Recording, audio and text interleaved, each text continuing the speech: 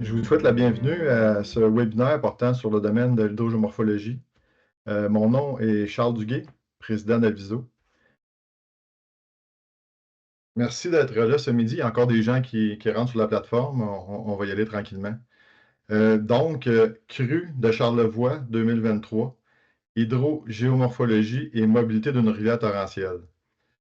Sans plus tarder, je vous introduis à votre conférencière pour la prochaine heure. Madame Geneviève Marquis détient un doctorat en géographie physique de l'Université de Montréal.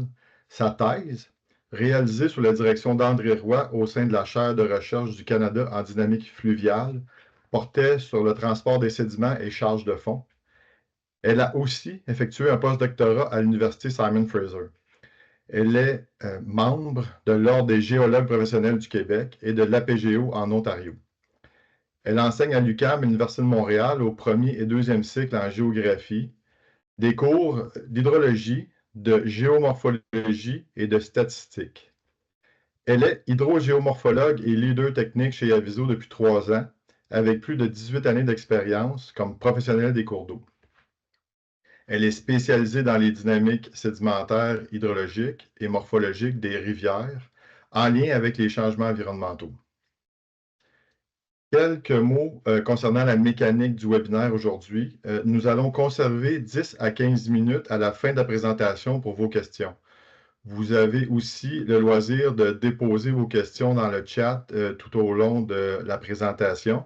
Nous allons quand même les adresser uniquement à la fin. Si jamais il est impossible pour nous de répondre à l'ensemble des questions, nous utiliserons vos courriels pour vous répondre ultérieurement. Je vous souhaite à tous un agréable voyage à Baie-Saint-Paul avec Geneviève. On se retrouve à la fin de la présentation. Merci. Merci Charles pour la présentation. Bonjour tout le monde, à ceux que je connais, ceux que je rencontre virtuellement pour la première fois.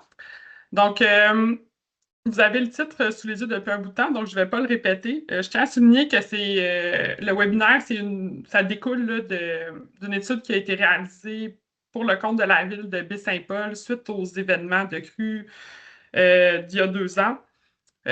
Qui avait obtenu une subvention là, du gouvernement du Québec via le programme de résilience et d'adaptation face aux inondations. Donc, voilà pour ça. Juste avant de rentrer dans le vif du sujet, je voulais juste, pour ceux qui connaissent moins notre travail en hydrogéomorphologie chez Aviso, simplement un petit résumé là, ici, que c'est un service qui est apparu chez Aviso à partir de l'automne 2022.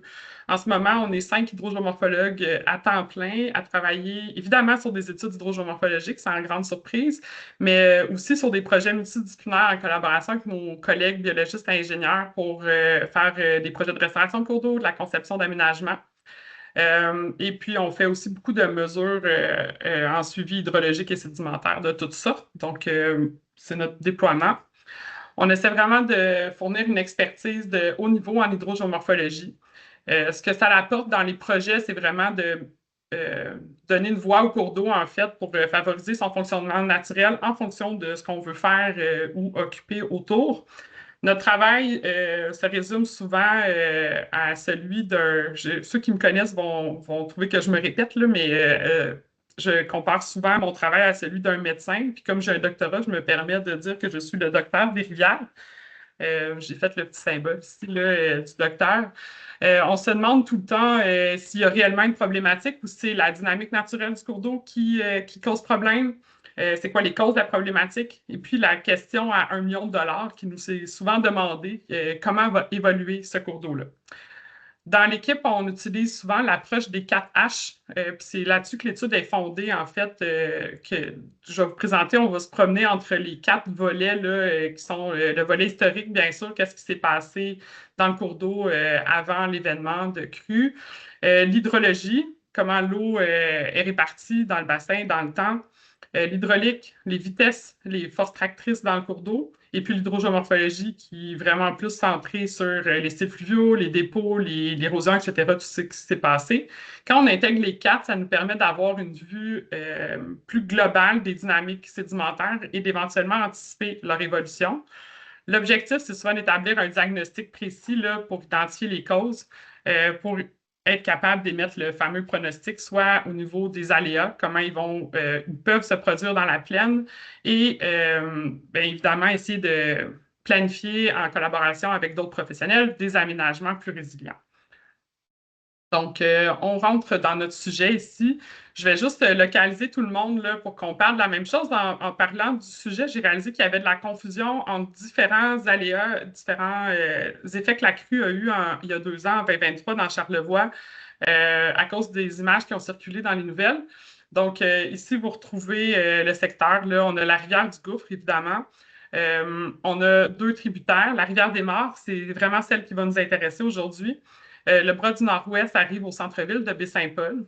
Et puis là, je vais reprendre des images que vous avez vues dans les médias il y a 2 ans. Là. Ici, c'est le centre-ville de Baie-Saint-Paul qui a été inondé. Là, je localise un autre endroit qui est le camping du Génévrier, parce que c'est eux qui ont vraiment écopé là, des dommages causés par la rivière des Morts, entre autres parce que la rivière s'est élargie énormément durant la crue. Ici, on voit, par exemple, le cours d'eau là, qui s'écoule au milieu de chalets sur le camping. On a aussi la route 138, là, qui est une image qu'on a aussi vue fréquemment dans les médias, qui a été érodée en grande partie en amont du pont par la rivière. Puis on a... là, il y a quelqu'un qui dit qu'il ne voit pas de présentation, Dorothée. Là. Je veux juste être sûr que ce n'est pas le cas de tout le monde. C'est bon? Parfait, merci.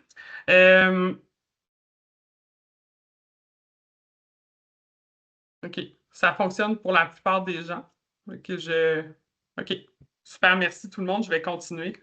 J'adore, je vois plein de petits pouces qui lèvent.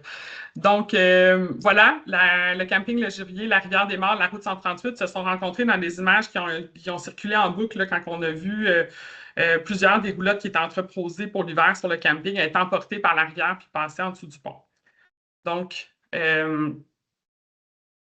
suite aux événements, il y a un comité interministériel qui s'est réuni pour faire 3 choses: un portrait des aléas, un portrait des conséquences des aléas sur le territoire et un volet recommandations. Il y en avait 9. J'ai seulement rapporté ici la première qui mentionne caractériser, cartographier les aléas, mouvements de terrain, inondations, érosion et mobilité pour la rivière du Gouffre et ses principaux tributaires.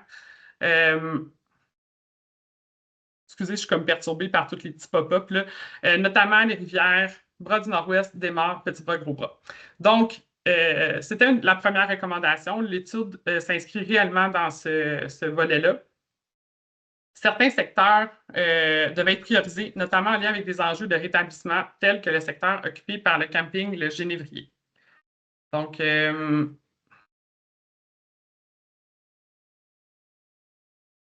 est-ce que c'est correct? Là, j'ai vu que la solution a été apportée. Ça marche? Oui? OK. Donc, je continue ici. L'objectif du webinaire aujourd'hui, c'est vraiment de montrer une rétroanalyse de la crue de mai 2023 pour bien comprendre la dynamique de la rivière. Souvent, l'hydrogéomorphologie, ce qu'on essaye de faire, c'est de vraiment fournir une connaissance puis une compréhension parce que c'est vraiment les fondements pour s'adapter aux aléas fluviaux. Donc, c'est ce que je vais vous présenter aujourd'hui. C'est vraiment une historique de la rivière, d'utiliser la crue pour bien comprendre ces dynamiques, puis mettre les bases pour éventuellement mieux s'organiser autour de ce cours d'eau-là. Donc, on commence l'histoire. Ici, on a une image qui date de 2021. La plupart des gens que j'ai croisés qui connaissaient cette rivière-là avant la crue de 2023 me disaient « Ah, c'est un petit cours d'eau, un petit ruisseau tranquille, là, on va marcher dedans l'été, des petites truites, etc. » Sauf que, bon, une crue plus tard, la rivière s'est élargie de manière gigantesque, jusqu'à 5 fois des fois sa largeur là, de mémoire. C'est pas du tout la même rivière, ça n'a plus du tout l'air d'un petit ruisseau tranquille. Je pense que tout le monde pourrait être d'accord avec ça si vous aviez les micros ouverts. Moi, après avoir vu ça, je me dis, bon, OK, on a une immense crue. Est-ce que il y a plein de questions qui émergent là, comme professionnel en lien avec ça? Puis j'ai centré l'étude sur 3 questions que je vais voir avec vous régulièrement pendant la présentation, excusez-moi. Donc, la première, c'est à quel point cet événement-là est rare ou exceptionnel, à quel point on est devant quelque chose qui arrive très, très, très, très rarement, ou est-ce que ça pourrait être quelque chose qui fait partie d'une dynamique du cours d'eau. Selon trois volets, le volet hydrologique, le sédimentaire et évidemment l'historique. Deuxième question, qui va surtout être centrée sur le deuxième volet de la question. Est-ce que cette crue-là aurait pu être, les dommages ont été aggravés en fait par des aménagements passés? Et puis la dernière question, la question à 1 million de dollars, est-ce qu'on pourrait anticiper l'évolution du chenal et les aléas dans la plaine d'une rivière dont la nature est dominée par des changements brusques et imprévisibles? Avant de plonger, je fais juste recadrer aussi l'approche hydrogéomorphologique pour analyser les dynamiques fluviales, qui est toujours trois volets. On a le premier qui est la reconnaissance, qui est vraiment de bien connaître le cours d'eau dans l'état actuel.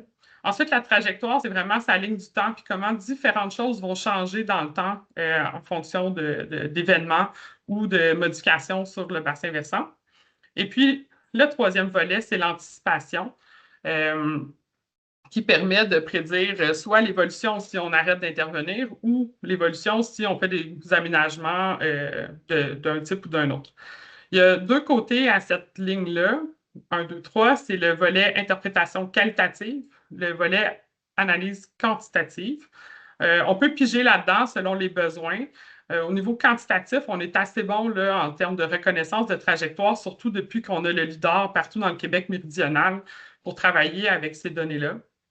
C'est au niveau de l'anticipation, on est quand même assez bon du côté qualitatif pour anticiper ce qui va se passer. C'est vraiment au niveau quantitatif qu'on a des choses à améliorer puis à travailler encore comme communauté. Prédire des systèmes aussi complexes de manière précise, ça reste un objectif qui va nous occuper probablement tous ceux qui travaillent de près ou de loin là-dedans jusqu'à la fin de nos carrières. Donc, à retenir de ce tableau-là, de ce schéma conceptuel, c'est l'interprétation qui est très importante du passé.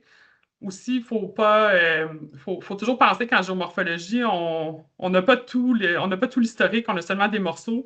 C'est ce qu'on voit, mais c'est ce qu'on ne voit pas aussi qu'on doit déduire qui fait qu'une interprétation est plus ou moins facile à réaliser. Et puis, évidemment, l'anticipation du futur. La rivière des Mares, son bassin versant, 100 km² environ, un bon dénivelé de 800 mètres. Là, on est dans le massif de Charlevoix, avec une pente moyenne de 5 %. Si on regarde comment elle change selon ses styles fluviaux, là, de l'amont vers l'aval, je vous la présente rapidement. En amont, on a un style plutôt linéaire avec très peu d'accumulation de sédiments dans le chenal. Ensuite, on transite vers un tronçon qui est sinueux. On commence à voir apparaître des bancs latéraux alternés. Un secteur qui est divagant ensuite. Et puis là, je vais sauter le secteur qui est tout juste à l'amont de la route 138 volontairement. On a à l'aval, le dernier segment avant d'arriver à la rivière du Gouffre, c'est des méandres dynamiques. Entre le segment divagant et les méandres dynamiques, on a un tout petit tronçon d'environ 1 km de long qu'on a décidé de nommer anabranche historique. Je vais vous les présenter plus tard, les anabranches historiques, mais là, vous devez simplement me croire sur parole. Mais sur les vieilles photos, on les voit très bien. Et puis ensuite, le cours d'eau a été linéarisé là, pour pouvoir occuper la plaine autour des années 60 jusqu'à 2023, là, où évidemment, il a clairement sorti de son lit puis créé d'autres chenaux. Et puis en 2023, il y a un look divagant très, très large, mais il est encore en ajustement là, suite à cet événement-là. Donc, première question. À quel point l'événement du 1er mai peut-il être considéré rare, voire exceptionnel, selon trois points de vue, hydrologique, sédimentaire et historique? Donc, le avant-après, avec une autre perspective, là, la première impression plusieurs gens qui ont vu l'événement, qui sont allés, je m'inclus là-dedans, on avait l'impression qu'il y avait eu une accumulation sédimentaire majeure dans ce tronçon, d'anabranche historique, là, juste à l'amont de la route 138.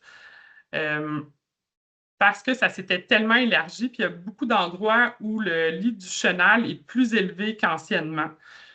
Donc, on s'est posé des questions à savoir s'il y avait quelque chose un concours de circonstances qui avait fait que les dommages avaient été aussi importants. Entre autres, on a observé des sédiments transportés de taille assez colossale là, pour un cours d'eau Ici, c'est un exemple. Puis aussi le volume de sédiments qui a été transporté qui était impressionnant. Ici, ce que vous voyez, en fait, c'est une accumulation qui s'est passée pendant l'événement. C'est le chenal abandé d'Avulsion. OK, là, je vous l'ai retracé. C'est un ancien chenal ici. C'est là que la rivière s'écoulait. Puis un nouveau chenal a été formé. C'est là que vous voyez l'eau qui s'écoule à ce moment-là. Et puis là, ben, c'est moi là, sur le dessus ici pour l'échelle. Donc, un seul événement a créé cette allusion, ces dépôts-là qui font de 2 à 3 mètres là, selon l'endroit. C'est majeur. On se demande, qu'est-ce qui s'est passé? Est-ce que c'est hydrologique? Est-ce que c'est sédimentaire, etc. Donc, c'est un peu l'objectif de, de, de l'étude initiale, là, de vraiment essayer de comprendre ça. Au niveau de l'hydrologie, qu'est-ce qui s'est passé? Bien, je vais vous dire, la première chose, c'est qu'il manque de stations météo là, dans Charlevoix. On était comme dans un triangle des Bermudes au niveau de la rivière des Morts. L'information qui est disponible, c'est qu'on a eu autour de 100 mm là, dans les stations qui sont en plus basse altitude. Puis la station qui était en plus haute altitude, la Galette, là, celle où on voit le 143 mm, on sait qu'il est tombé environ 100 mm en 12 heures dans ce secteur-là. Par contre, c'est pas moi qui ai fait ce travail-là, mais beaucoup de gens se sont penchés sur les images radar, puis on voit qu'il y avait vraiment une intensité plus importante en plus haute altitude, dont la tête de bassin de la rivière des Morts. Donc, on soupçonne qu'il y a eu beaucoup plus d'eau que les 100 ou 150 mm qui est tombé en même temps qu'un couvert de neige qui avait déjà libéré beaucoup d'eau de fonte dans les 2 semaines précédentes. On peut regarder aussi le débit dans la rivière. Évidemment, pas de données de débit historique dans la rivière des Morts. Et puis, on avait quand même des niveaux d'eau mesurés avec un pas de temps aux 3 heures depuis quelques années. En utilisant un modèle hydraulique, on a reconstitué les débits potentiels. Là, il y a beaucoup d'erreurs là-dedans. Mais comme vous voyez, on a clairement manqué le pic de crue qui a été très rapide. Mais avec les témoignages, on sait à peu près à quelle heure il est arrivé. Donc, on a identifié que c'était à ce moment-là que le pic de crue est arrivé. Pour l'estimer, on a utilisé des photos là, qui étaient abondantes dans les médias pour estimer le niveau maximum par rapport au pont de la route 138. Ça nous a permis de faire une reconstitution approximative pour arriver à un débit d'environ 200 mètres cubes seconde pour un bassin de 100 km². C'est énorme. On a pu aussi reconstruire les débits des crues suivantes là, pour voir à quel point elles étaient comparables ou pas à cette crue-là. Donc, on a une première en juillet où on a à peine dépassé le 100 mètres cubes. Une autre en octobre où on a atteint à peu près 120. Et puis, ici, on a eu une photo là, qui n'est pas au pic de crue, mais qui montre la même avulsion. À peu près comment l'eau circule là, dans le nouveau chenal. Et puis, finalement, une dernière en décembre, autour de 80 mètres cubes. Tous ces événements-là correspondent à des pluies de 80 à 100 mm là, en 24 heures. Donc, ça nous donne une idée à peu près de ce qui s'est passé sur le plan hydrologique pour la crue. Au niveau des sédiments, vous avez vu beaucoup de sédiments, des gros sédiments. Il y a énormément de sources fluvio-glaciaires là, dans le bassin versant, plein d'endroits, surtout dans la moitié aval où c'est très épais, là, qu'il y a vraiment potentiel. Beaucoup d'alluvions aussi dans le fond de la plaine qui sont disponibles pour le transport. On s'est demandé est-ce qu'il y a eu un apport exceptionnel en provenance des versants qui aurait causé cette rencontre entre beaucoup d'eau et puis un apport exceptionnel en provenance des versants pour générer cet élargissement là, dans notre tronçon d'intérêt. Donc, on a eu de la chance, entre guillemets, parce que la MRC avait déjà programmé, en fait, son vol pour produire une nouvelle orthophoto quelques jours après l'événement en mai. On a pu bien inspecter le territoire pour voir des marques fraîches. Là, ce n'est pas des photos de l'orthophoto parce que la qualité est plus difficile à voir. J'ai utilisé l'image qui est sortie en 2024 pour montrer la différence. On voit qu'il y a des corridors de coulée de débris là, qui ont quand même été réactivés pendant la crue. Mais il n'y en a pas énormément. C'est un des seuls endroits où on en voit. Ou ici encore, là, il y en a un qui se connecte directement au cours d'eau. Donc, on a eu des apports en provenance des versants, mais quand on regarde l'ensemble de ce qui s'est passé, c'est vraiment en provenance du chenal des marges, du chenal de la plaine puis des marges de la plaine. C'est vraiment, il n'y a pas eu d'apport massif d'une nouvelle source qui aurait été activée. C'est vraiment les sédiments qui ont bougé en réponse à l'eau qui s'est concentrée dans le chenal. On le constate bien aussi en regardant l'évolution de la largeur avant et après la crue. Là, cette figure-là, ça vous présente les 5 tronçons là, de l'amont vers l'aval. Le vert étant l'amont, puis le turquoise étant l'aval. Et puis, les petits bâtons, les bleus, représentent la largeur avant l'événement. Et puis, le mauve serait la différence de largeur qui a été créée par l'événement. Si on résume, là, en amont, dans le tronçon linéaire, peu de changements par rapport au reste de la rivière. Dans les 3 tronçons non aménagés, là, qui n'ont pas été modifiés, linéarisés, on a des changements de largeur, on a des augmentations de la largeur, mais ça reste modéré, surtout quand on compare au tronçon qui a été linéarisé là, dans le secteur du camping. On voit que dans ce tronçon-là, les largeurs sont énormes, les augmentations de largeur sont énormes. On le voyait déjà sur les photos, ce n'est pas une surprise, mais ce qu'on voit, c'est que c'est seulement dans ce secteur-là où il y a eu ces augmentations significatives de largeur. Le bilan sédimentaire aussi, c'est assez intéressant.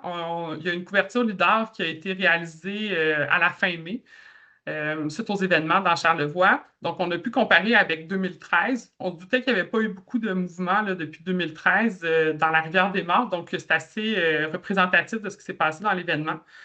Là, vous voyez ici, c'est la différence entre le LIDAR de 2023 et celui de 2013. Le rouge étant l'érosion, le bleu, la gradation.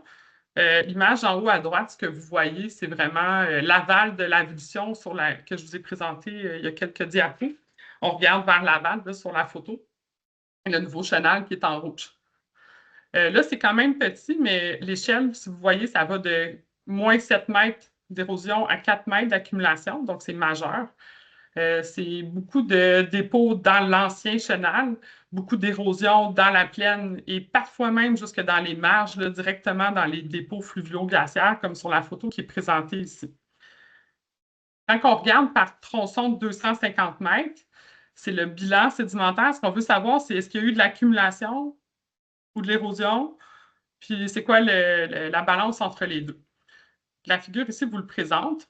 On a l'érosion en orange, l'accumulation en bleu clair, puis en bleu très foncé, presque noir, le bilan net.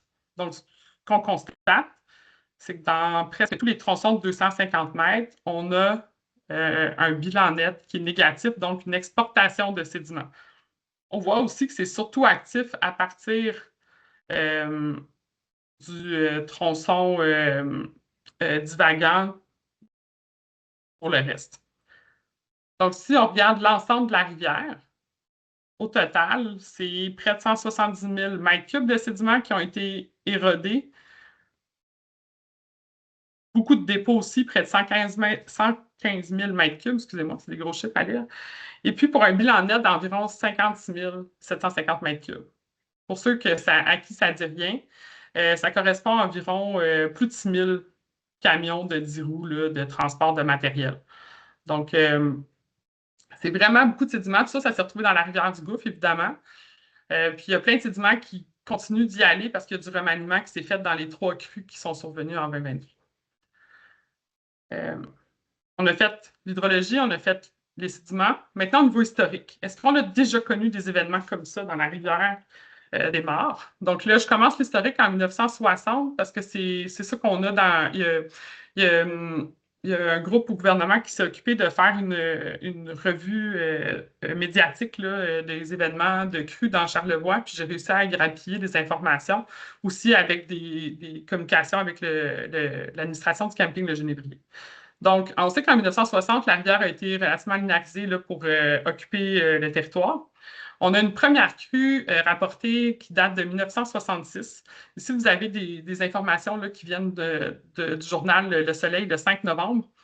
On parle de dégâts occasionnés par inondation qui n'auraient pas encore de précédent dans l'histoire de la ville.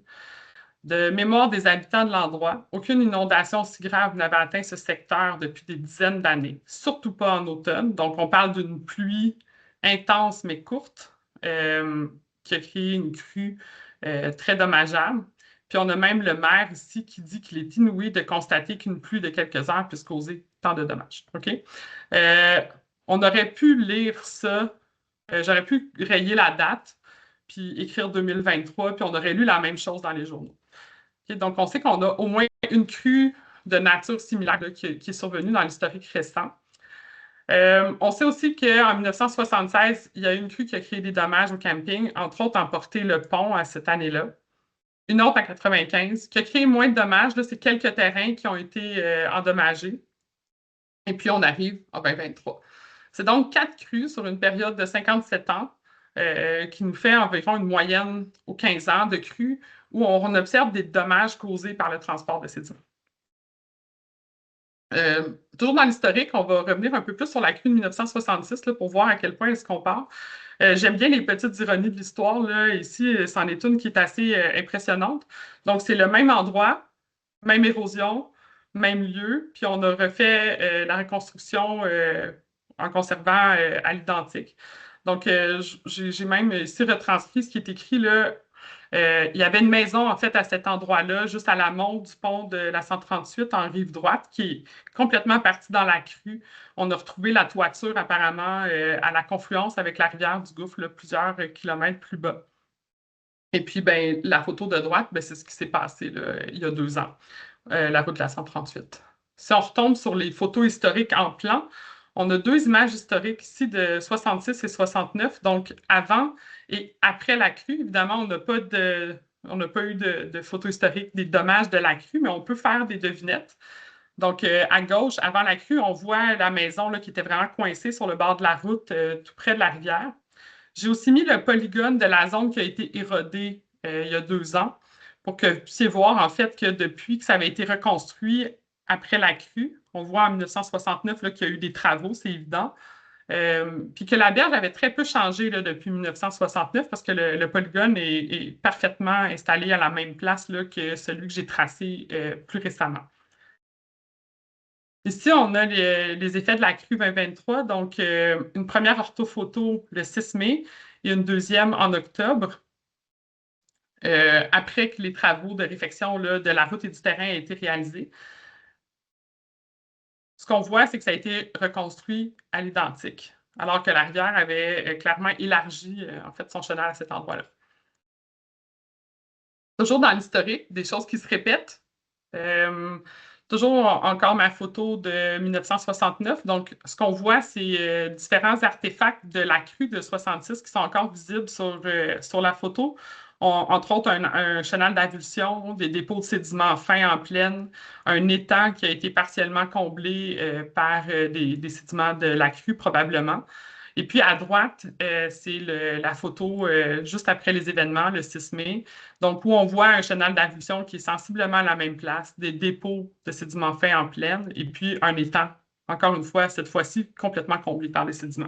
Donc, on sait que la crue de 1966 avait probablement une ampleur assez similaire euh, à celle qu'on a vécue il y a 2 ans. Donc, répondre à la question 1, est-ce que c'est une crue rare ou exceptionnelle? Bon, des gens pourraient être en désaccord avec moi parce que ça dépend de la définition qu'on a de rare ou exceptionnel. Moi, ma vision de ça, c'est plus en termes de fréquence. Est-ce que on doit s'en préoccuper pour les aménagements ou à un certain stade, on ne peut pas prévoir pour l'imprévisible? Mais ici, je ne pense pas qu'on est dans l'imprévisible. On voit que sur le plan historique, on a des crues dommageables environ 15 ans. Sur le plan hydrologique, c'était intense. C'est probablement une crue exceptionnelle de ce point de vue-là. Mais au niveau sédimentaire, non. C'est quelque chose que la rivière fait régulièrement. Puis il n'y a pas eu un apport massif là, qui était unique pour la crue. C'était vraiment le processus. L'autre chose aussi qui me fait dire qu'on ne doit pas considérer ça comme des événements très, très rares ou très exceptionnels, c'est la possibilité que ça arrive encore, bien sûr. Puis aussi, si on ajoute les changements climatiques là-dessus. Ce n'est pas le sujet, mais évidemment, on pourrait s'attendre à des pluies de grande quantité plus intenses dans le futur. Donc, il faut tenir compte de cette dynamique-là de la rivière qui peut reproduire peut-être plus fréquemment qu'on voudrait le croire. En fait, la rivière des Mares est ce qu'on appelle une rivière torrentielle. On classifie souvent les cours d'eau en fonction de leur style fluvial, mais on peut aussi le faire en fonction du type de crue qu'on va retrouver dans le cours d'eau.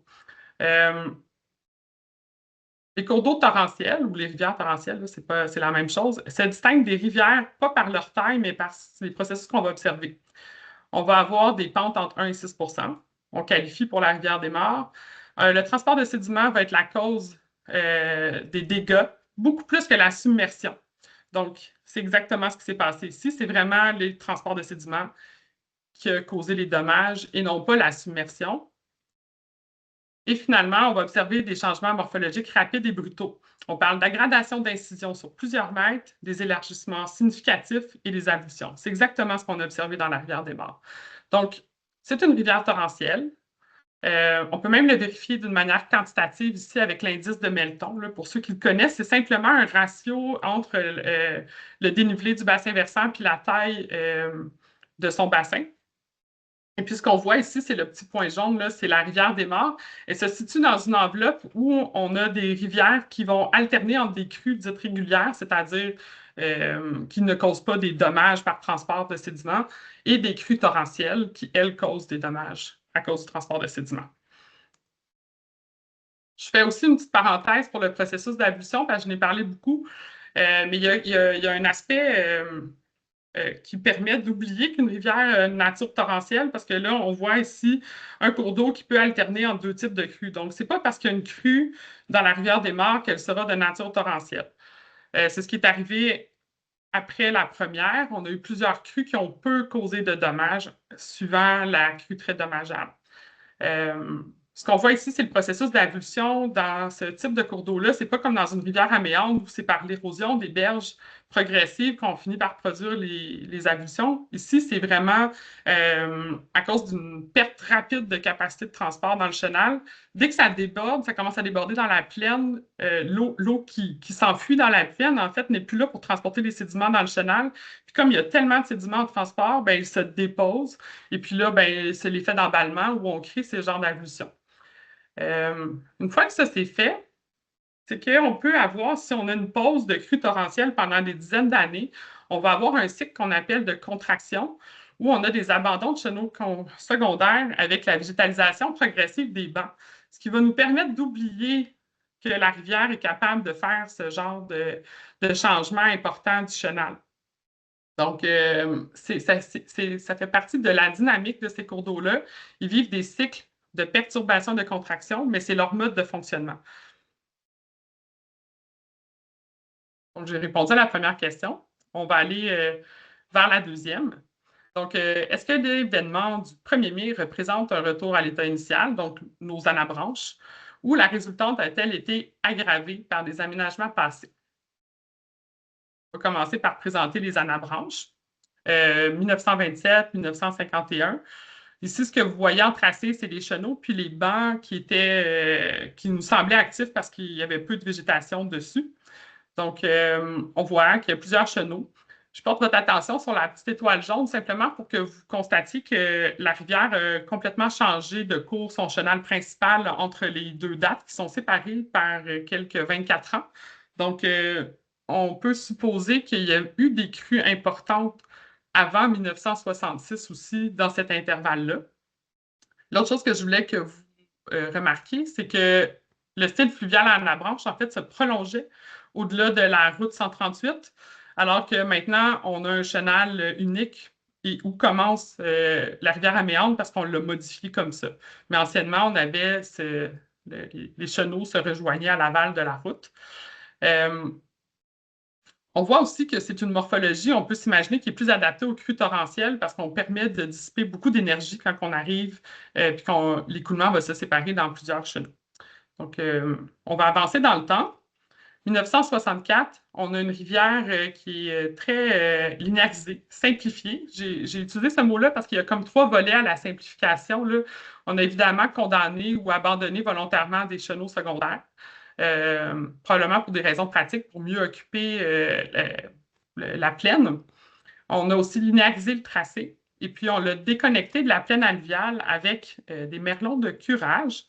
Les merlons de curage, c'est simplement quand on creuse le cours d'eau, le lit de la rivière, puis on se débarrasse des sédiments en les déposant de part et d'autre du chenal. Ça a pour effet de créer des digues un peu, puis d'empêcher que le cours d'eau déborde aussi souvent dans sa plaine.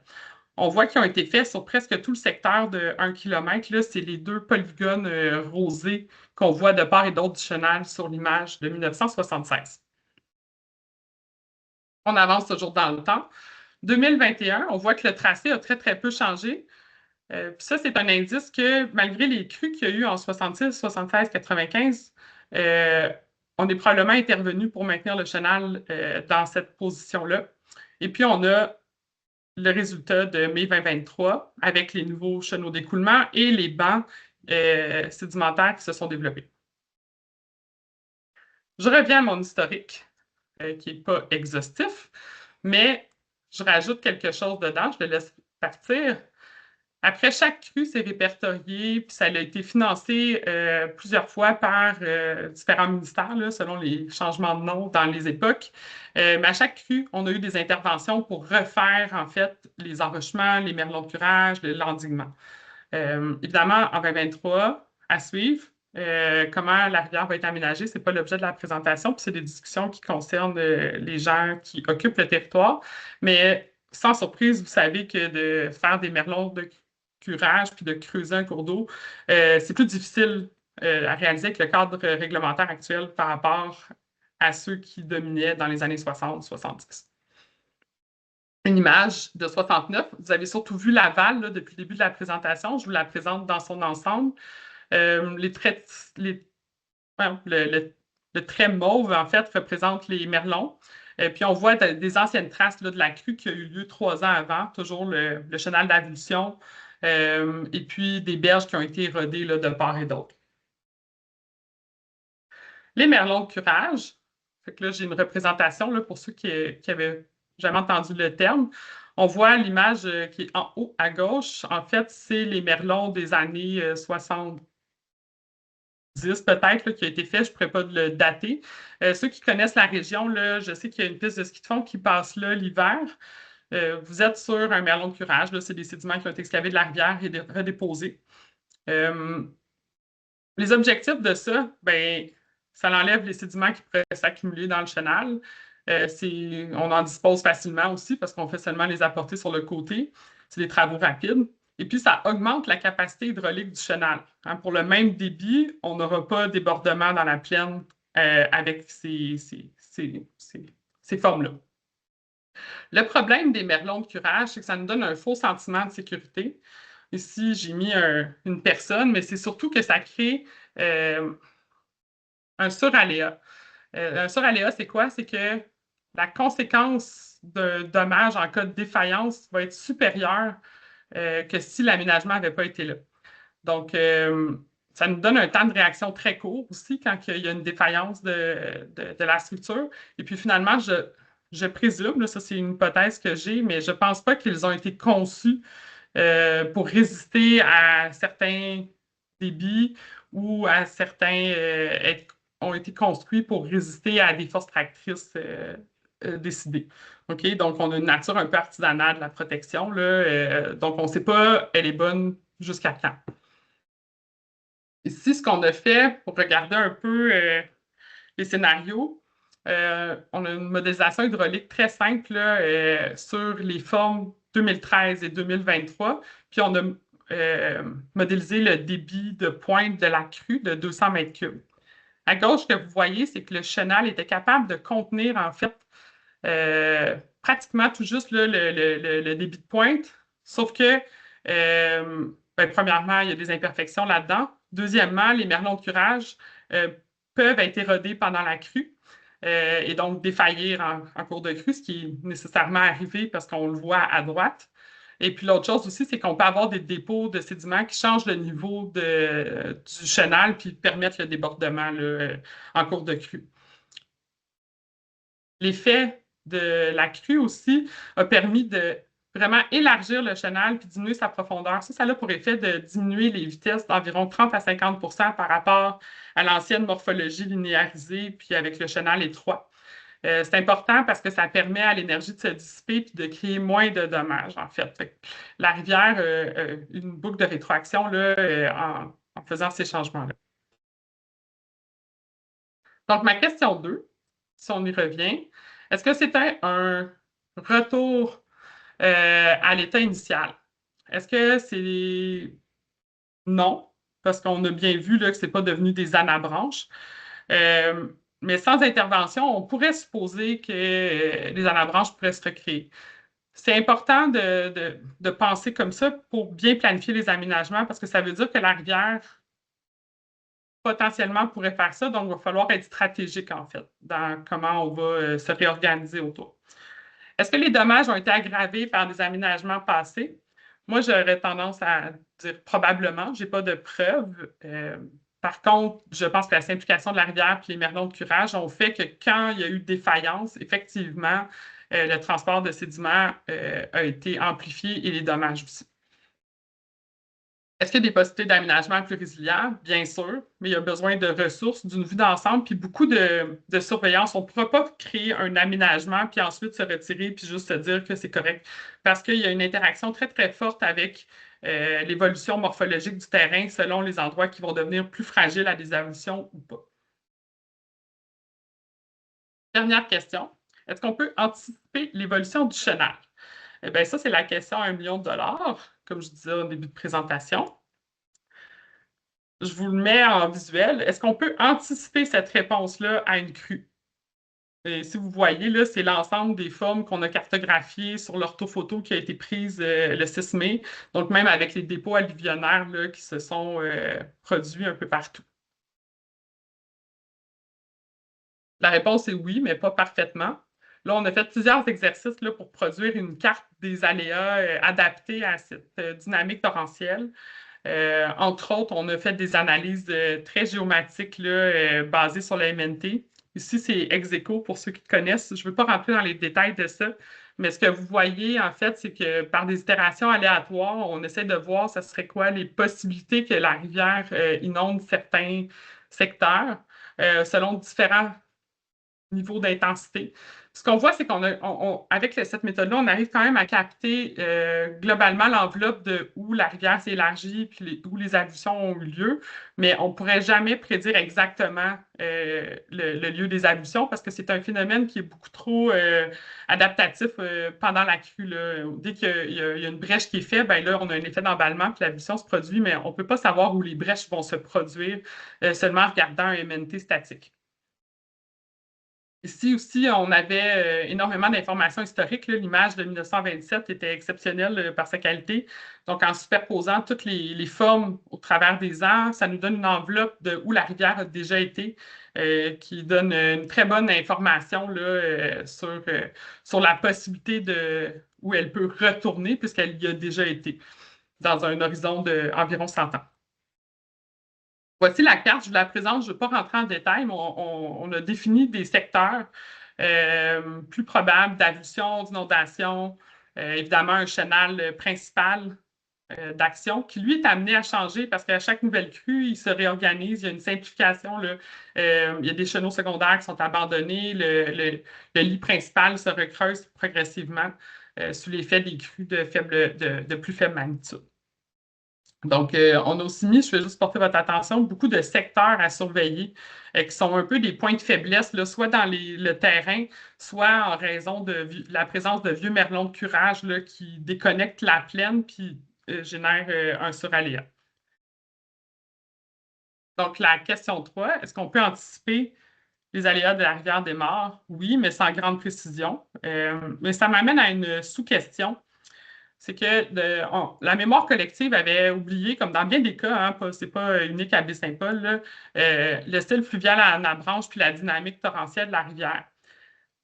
On l'a linéarisé dans les années 60 puis on l'a oublié. Mais est-ce qu'on aurait pu anticiper qu'elle avait cette nature torrentielle avant qu'elle produise la crue du 2023? Donc, ma réponse à moi, c'est oui. On aurait pu le savoir, puis on pourrait le faire pour d'autres cours d'eau sur notre territoire qui pourraient avoir un peu la même histoire. Je vais rapidement. Ceux qui seraient intéressés par la méthodologie, vous pourrez aller chercher l'article, mais en gros, c'est de regarder les ratios de force tractrice pour entraîner les plus grosses particules du lit, ici représentées par le 84e percentile de la distribution. Donc, on a 4 seuils qui représentent différents modes de transport. Quand on arrive à un ratio de 2 fois ce qui est nécessaire pour emporter les plus grosses particules, on entre dans le mode torrentiel. Et puis, quand on arrive au ratio de 3, on a des dommages significatifs qui commencent à avoir lieu, donc les ablutions, les jarchissements, etc. Quand on arrive au ratio de 4, on peut penser que les ouvrages vont les ouvrages artificiels vont devenir mobiles. Là. On parle de ponts à portée, d'enrochement, etc. D'où ça vient, ces seuils-là? En fait, c'est que les auteurs ont pu documenter très, très bien une crue de nature similaire où il y avait beaucoup d'informations sur quand les dommages sont arrivés pendant l'événement, puis il y avait évidemment un suivi hydrologique en même temps. Donc, ils ont pu définir ces 4 seuils-là de manière quand même assez précise, là, considérant le type d'événement. Si on le fait sur la rivière des Morts, en utilisant notre hydrogramme reconstitué, puis en mesurant les sédiments, puis en tout ça, bref, on voit que ça fonctionne. Ça nous confirme que la rivière des Morts, c'est une rivière torrentielle. Puis ça, on aurait pu faire cette méthode-là avant, puis avoir des seuils d'alerte. Donc, ce que vous voyez, c'est que dans le fond, tous les dommages se sont produits, l'essentiel, sur une période d'environ 10 heures. Puis on est rentré dans un seuil dommageable environ 1 heure. Ça, il y a beaucoup d'incertitudes sur tout ça. Là. Je vais juste dire que ce n'est pas d'une précision absolue, mais ça donne une indication. J'ai juste replacé les 3 autres crues qui sont arrivées à peu près dans la même saison. On était tout juste à la frontière là, de la crue non dommageable à la crue torrentielle. Donc, dernière diapo, on va pouvoir y aller avec les questions là, que je vois commencer à rentrer sur le fil. Donc, j'ouvre sur plus large sur l'utilisation de ces seuils de torrentialité que je viens de présenter avec, excusez, ce n'est pas des rations, mais des ratios. J'ai laissé une coquille dans la présentation. On pourrait l'utiliser sur d'autres cours d'eau pour identifier les débits qui correspondent aux ces seuils-là, éventuellement les faire correspondre à des périodes de retour. Je laisse ça aussi pour les ingénieurs. C'est une méthode de dimensionnement des enrochements qui est intéressante dans ce genre de cours d'eau à lit de gravier parce qu'on a les sédiments, ils sont dans la rivière, ils sont là, on peut les mesurer. Puis ensuite, en utilisant des ratios de force tractrice, on peut arriver à des dimensions d'enrochement. Puis ça nous permettrait de se valider aussi avec l'hydraulique. Évidemment, de générer des seuils d'alerte. Je n'ai pas pu m'empêcher de mettre à la fin de la diapo là, la trinité de leaders là, qui relie, en fait, qui résume un cours d'eau, les interactions entre l'écoulement, la morphologie, le transport de sédiments. Mais pour ces cours d'eau-là, souvent, on a tendance à oublier que les deux points du triangle qui dominent sont vraiment la morphologie, le transport de sédiments. La structure de l'écoulement, oui, elle est importante, mais elle est vraiment en réponse à tous les changements qui se passent dans la morphologie et le transport. Donc, ça faisait le tour de l'histoire. Je veux juste remercier mes nombreux collègues qui ont participé à l'étude. Et puis, les références, je la passe parce que ça va être disponible en ligne là, ensuite, la présentation, si vous voulez y retourner. Et voilà, on est à la fin. Merci tout le monde pour votre attention.